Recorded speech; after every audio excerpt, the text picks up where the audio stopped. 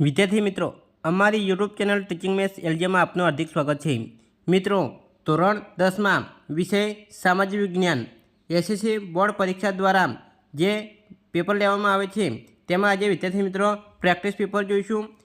જો તમે સંપૂર્ણ વિડીયો જોશો તો તમને અહીં પ્રેક્ટિસ પેપરમાં પૂરેપૂરો ખ્યાલ આવશે અને તમારી જે બોર્ડની પરીક્ષા આવે છે તેમાં પણ તમને ખૂબ જ ઉપયોગી સાબિત થશે। જો વિદ્યાર્થી મિત્રો તમે ચેનલમાં નવા હો અને ચેનલને સબસ્ક્રાઇબ કરવાની બાકી હોય તો ચેનલને સબસ્ક્રાઇબ કરવા વિનંતી, જેથી તમને જે નવી અપડેટ આવે છે તે અપડેટ મળતી રહે। હવે વિદ્યાર્થી મિત્રો વધુ સમય ન લેતા આપણે વિભાગ એ જોઈશું। તો અહીં વિભાગ એ છે જે 24 ગુણમાં પૂછાય છે।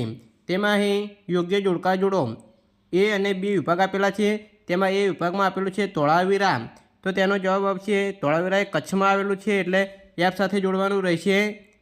જરીકામ, તો જરીકામ જવાબ આવશે સુરત આવે છે એટલે એમાં આપેલું છે એટલે એ સાથે જોડવાનું રહેશે। કાજીરંગા, તો કાજીરંગા એ આસામમાં આવેલું છે એટલે એ સાથે જોડવાનું રહેશે। બોક્સાઇડ, તો એલ્યુમિનિયમ, તો બી સાથે જોડવાનું રહેશે।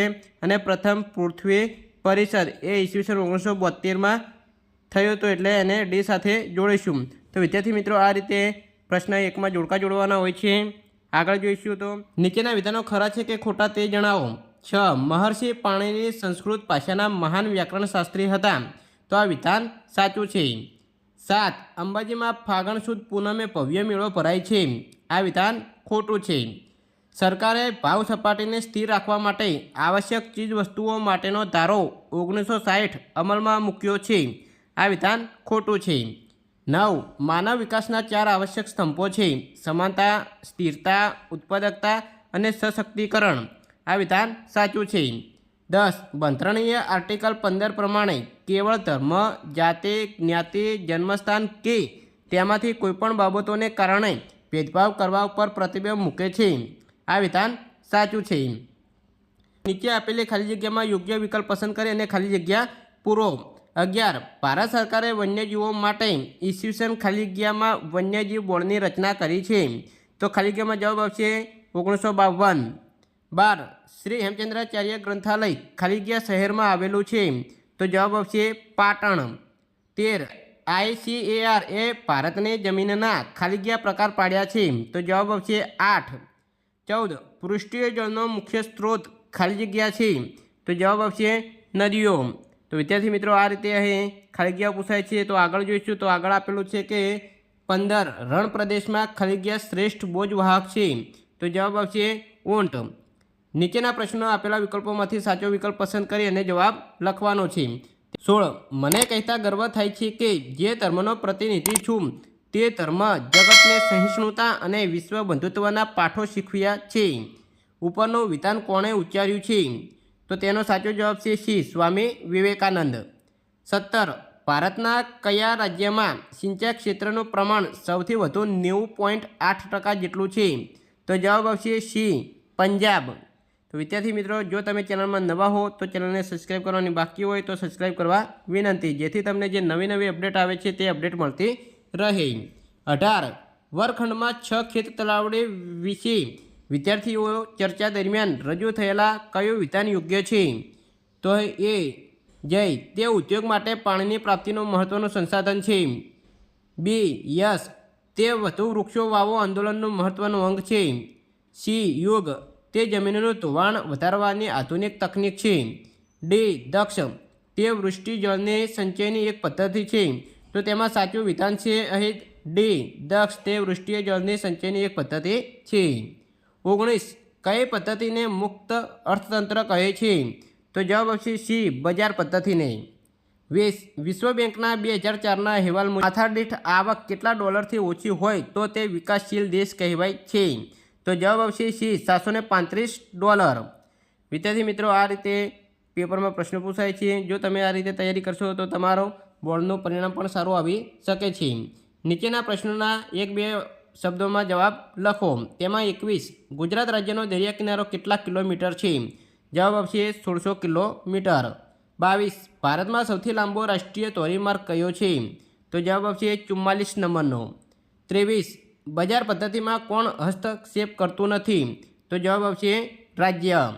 24. મિશ્ર અર્થતંત્ર એટલે શું, તો એ વિદ્યાર્થી મિત્રો જવાબ આપેલો છે તે તમે જોઈ શકો છો।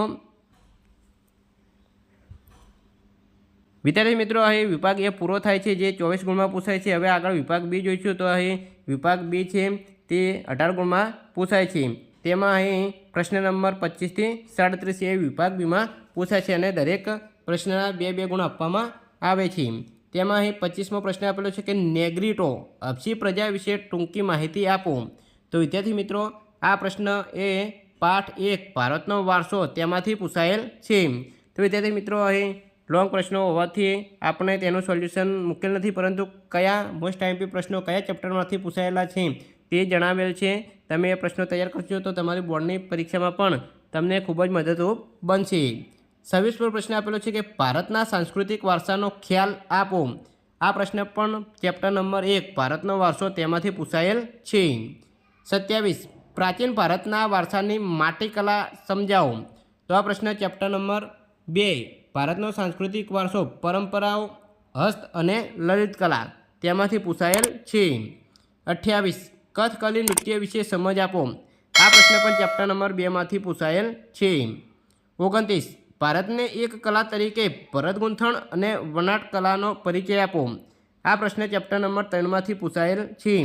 જો વિદ્યાર્થી મિત્રો અહીં આ પ્રમાણેના પ્રશ્નો તમે તમારી પાસે જે અધર મટીરિયલ હોય તેમાંથી તમે તૈયાર કરી શકો છો. 30 ભારતના સાંસ્કૃતિક વારસાના જે સ્મારકને ₹10ની નવી ચલણી નોટમાં ચિત્ર રૂપે સ્થાન મળેલ છે તેનો પરિચય આપો. આ પ્રશ્ન ચેપ્ટર નંબર 6માંથી પૂછાયેલ છે. અને વિદ્યાર્થી મિત્રો અહીં ₹10ની નોટ ચલણી નોટમાં કોણાર્કના સૂર્ય મંદિરનું ચિત્ર આપેલું છે. તો તમારે કોણાર્કના સૂર્ય મંદિરના વિશે પરિચય આપવાનો છે. 31 વન્યજીવોના વિનાશના કારણો જણાવો. આ પ્રશ્ન ચેપ્ટર નંબર 9 વન અને વન્યજીવ સંસાધન તેમાંથી પૂછાયેલ છે. 32 આજે બિનપરંપરાગત ઉર્જા શક્તિનો ઉપયોગ શા માટે વધ્યો છે. તો આ પ્રશ્ન ચેપ્ટર નંબર 12 ભારત ખનિજ અને શક્તિના સંસાધનો તેમાંથી પૂછાયેલ છે. 33 ધાતુમય અધાતુમય અને સંચાલન શક્તિના કઈ ખનિજોનો સમાવેશ થાય છે તે જણાવો. આ પ્રશ્ન પણ ચેપ્ટર નંબર 12માંથી પૂછાયેલ છે. હવે આગળ જોઈશું. તો અહીં 34મો પ્રશ્ન આપેલો છે. તેમાં એવું કહે છે કે મને ઓળખો. તેમાં એક આપેલું છે મને પૂર્વનું માન્ચેસ્ટર તરીકે ઓળખવામાં આવે છે. તો જવાબ આપશે અમદાવાદ. 2 મને સનરાઇઝ ઇન્ડસ્ટ્રીઝ તરીકે ઓળખવામાં આવે છે. તો જવાબ આપશે પ્લાસ્ટિક ઉદ્યોગ. 35 ભારતના ઊની કાપડ વિશે ટૂંકમાં તફાવત લખો. તો આ પ્રશ્ન ચેપ્ટર નંબર 13 ઉત્પાદન ઉદ્યોગો તેમાંથી પૂછાયેલ છે. 36 આતંકવાદ અને બળવાખોરી વિશે ટૂંકમાં તફાવત લખો. આ પ્રશ્ન ચેપ્ટર નંબર 20 ભારતની સામાજિક સમસ્યાઓ અને પડકારો તેમાંથી પૂછાયેલ છે. 37 પારિભાષિક શબ્દોનો અર્થ આપો. તો આ પ્રશ્ન ચેપ્ટર નંબર 21 તેમાંથી પૂછાયેલ છે. વિદ્યાર્થી મિત્રો અહીં આ રીતે વિભાગ બી જે 2 ગુણમાં પ્રશ્નો પૂછાય છે તે વિભાગ બીમાં જે મોસ્ટ આઈએમપી કહેવાય એવા પ્રશ્નોનો આપણે જોઈ લીધા છે. હવે આગળ વિભાગ સી જોઈશું. તો વિભાગ સીમાં અહીં 3 ગુણમાં પ્રશ્નો પૂછાય છે અને 18 ગુણમાં પૂછાય છે. એટલે તમારે કોઈપણ 9માંથી 6 પ્રશ્નો લખવાના હોય છે. તો એ કયા પ્રશ્નો કયા ચેપ્ટરમાંથી પૂછાયેલા છે તે આપણે જોઈશું અને તમે તે પ્રશ્નો તે ચેપ્ટરમાંથી તૈયાર કરી દેજો. હવે પ્રાચીન ભારતનું નગર આયોજન સમજાવો. તો આ પ્રશ્ન ચેપ્ટર નંબર 3માંથી પૂછાયેલ છે.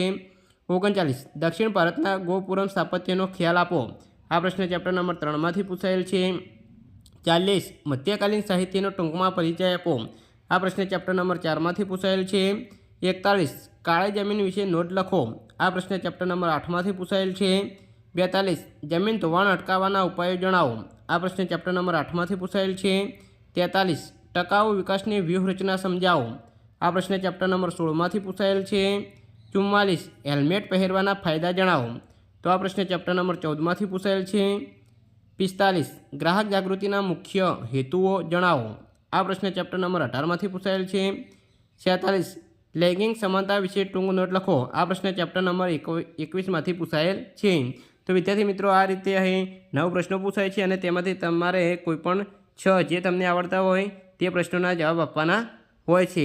હવે આગળ વિભાગ ડી જોઈશું. તો વિભાગ ડીમાં અહીં 20 ગુણમાં પ્રશ્નો પૂછાય છે અને દરેક પ્રશ્ન એ 4 ગુણમાં હોય છે.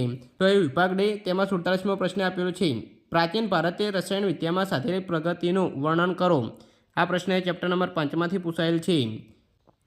48 વૈદિક વિદ્યા અને શિલ્પ ચિકિત્સામાં પ્રાચીન ભારતનું મહત્ત્વ સમજાવો. આ પ્રશ્ન ચેપ્ટર નંબર 5માંથી પૂછાયેલ છે. 49 કૃષિના પ્રકારો વિશે સવિસ્તાર નોંધ લખો. આ પ્રશ્ન ચેપ્ટર નંબર 10માંથી પૂછાયેલ છે. 50 ભારતમાં કૃષિ ક્ષેત્રે થયેલા સંસ્થાગત સુધારા જણાવો. આ પ્રશ્ન ચેપ્ટર નંબર 10માંથી પૂછાયેલ છે. 51 બેરોજગારીનો અર્થ આપી તેના મુખ્ય સ્વરૂપોનું વર્ણન કરો. આ પ્રશ્ન ચેપ્ટર નંબર 17માંથી પૂછાયેલ છે. 52 ગરીબી નિવારવાના વિવિધ ઉપાયો જણાવો. આ પ્રશ્ન ચેપ્ટર નંબર 17માંથી પૂછાયેલ છે. 53 ભ્રષ્ટાચાર નાથવાના સહકારી પ્રયાસો જણાવો. આ પ્રશ્ન ચેપ્ટર નંબર 21માંથી પૂછાયેલ છે. 54 ભારતના રેખાંકિત નકશામાં નીચેની વિગતો આપેલા નકશામાં યોગ્ય સંજ્ઞાઓ વડે યોગ્ય સ્થાને દર્શાવો. તો વિદ્યાર્થી મિત્રો, તમને એક ભારતનો નકશો આપવામાં આવશે અને તમારે અહીં જે આપેલું છે તે તમારે યોગ્ય સ્થાને યોગ્ય ચિહ્ન વડે દર્શાવવાનું હોય છે. તેમાં અહીં આપેલ છે કે કાંપની જમીન ઉત્તર પ્રદેશ, તો તમારે યોગ્ય સંજ્ઞા વડે ત્યાં દર્શાવવાનું હોય છે. 2 ગીર રાષ્ટ્રીય ઉદ્યાન, તો એ ગુજરાતમાં આવેલ છે. તો વિદ્યાર્થી મિત્રો, તમે નકશામાં યોગ્ય સંજ્ઞા વડે દર્શાવી શકો છો. 3 કોફી પકવતો પ્રદેશ કુગ્ર કર્ણાટક. અને 4 સુતરાઉ કાપડનું એક કેન્દ્ર મુંબઈ. તો વિદ્યાર્થી મિત્રો, તમને એક નકશો આપવામાં આવેલો હોય છે અને તમારે યોગ્ય સંજ્ઞા વડે આ જે સ્થાન તમને આપેલા હોય છે તે સ્થાન દર્શાવવાના હોય છે. તો અહીં વિદ્યાર્થી મિત્રો, અહીં પ્રેક્ટિસ પેપર સંપૂર્ણ સોલ્યુશન અહીં પૂરું થાય છે. જો વિદ્યાર્થી મિત્રો તમને વિડીયો સારો લાગ્યો તો લાઇક કરો, શેર કરો અને સબસ્ક્રાઈબ કરો. તથા બીજા વિષયના બોર્ડને અનુરૂપ પ્રેક્ટિસ પેપરો અહીં ચેનલમાં મૂકેલા છે તે તમે જોઈ શકો છો. Thank you.